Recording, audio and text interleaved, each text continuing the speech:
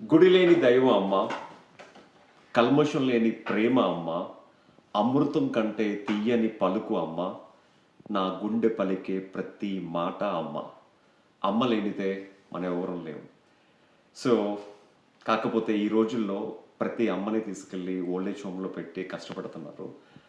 అమ్మ లేని వాళ్ళకి తెలుస్తుంది ఆ అమ్మ బాధ ఏంటో. నిజంగా ప్రతి ఒక్కరికి చేతులెత్తి నమస్కరిస్తూ చెప్తున్నాను, అమ్మల్ని జాగ్రత్తగా చూసుకోండి. మన అమ్మకి ప్రతి అమ్మ మనకిచ్చే జీవితంతో పోలిస్తే మనం అమ్మకి ఇచ్చేది నథింగ్.